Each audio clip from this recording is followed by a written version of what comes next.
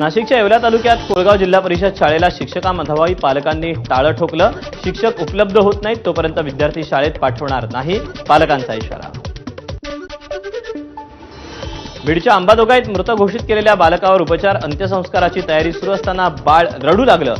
2 समितींच्या माध्यमातून केली जाणार प्रकरणाची चौकशी।